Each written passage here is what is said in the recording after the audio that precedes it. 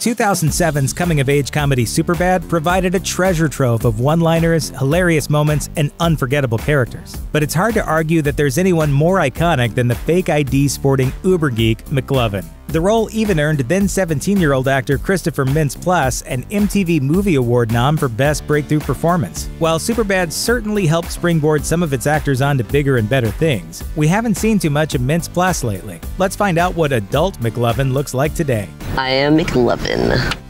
Becoming Fishlegs. Not many people realize that Mintz-Plasse is a prominent voice in the How to Train Your Dragon franchise. In 2010's action fantasy, Mintz-Plasse voiced the enthusiastic Fishlegs, a young Viking whose bulky body appears in sharp contrast to the actor's skinny McLovin voice. Hi, I'm Fishlegs. I've read a lot about you. Clearly not enough. Mintz-Plasse digs doing voice work for family-friendly fare, telling Hypable, "I love it, man. It's exciting because most of my movies are rated R, and I go in there and I'm trying to make kids laugh, so it's cool to do a PG movie. And you can go in wearing sweatpants and do it." Kick-ass moves. Mintz-Plasse's second most famous role is that of superhero turned supervillain Chris Red Mist D'Amico in Kick-Ass and Kick-Ass 2. That is, until his character changed his name. Henceforth I'll be known as the mother. The big screen role was actually written with Mintz-Plasse in mind, but the actor thinks the original character from the Marvel comic is cooler. He told Cinema Blend, "He's much cooler than I am. They wanted my father to be a badass, and I've never been accepted by him. They wanted that instead of the cool guy who's always smoking weed and getting the girls." Nevertheless, the role landed Mintz-Plasse a nomination at the 2010 Teen Choice Awards. Hollywood remake. In 2011, Mintz-Plasse landed the role of Evil Ed Lee in the comedic remake of 1985's horror flick Fright Night. I really hate to be the one to tell you this, but that guy, your neighbor, Jerry, yeah, he's a vampire. Originally, Mintz-Plasse wasn't feeling a reboot, but he couldn't pass up the chance to work with Colin Farrell. Mintz-Plasse told HitFix, "I'm not the biggest fan of remakes because, I sit and watch the trailers and I'm like, God, just think of a new freaking idea, But he was on board once he saw the cast list. And I saw that Anton and Colin and Craig were all attached. If done right, it could be this really memorable role for the movie. Almost a sitcom star.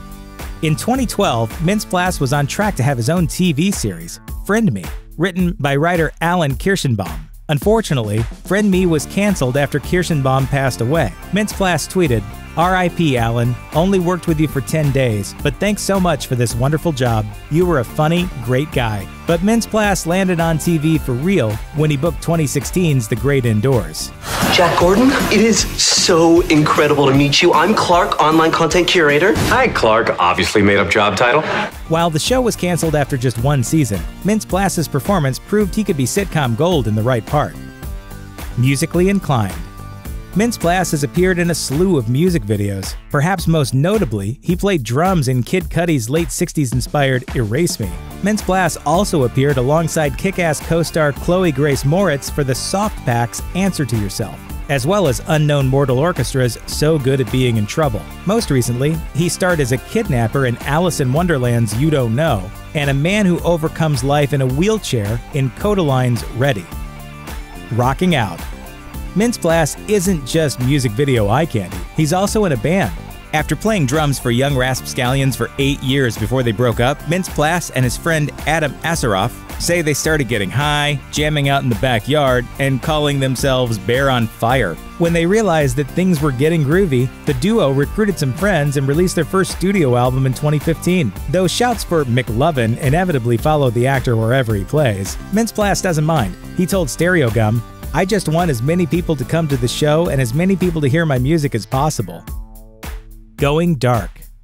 When it comes to future work, Mintz-Plasse is most interested in darker, more dramatic roles. However, going dark in the Kick-Ass series wasn't the easiest thing for the actor. He told the Belfast Telegraph, "I read the script and I was nervous because it's unlike anything I've ever done before. So I got an acting coach. A month before filming, we would go through every scene and every line and figure out where the character needed to go emotionally." Mintz-Plasse also studied some other villainous characters from the big screen to help him get it right, and some from real life too.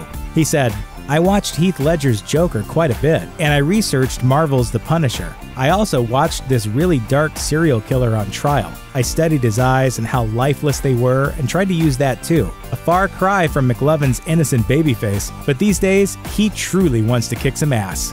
Thanks for watching. Click the looper icon to subscribe to our YouTube channel. Plus, check out all this cool stuff we know you'll love too.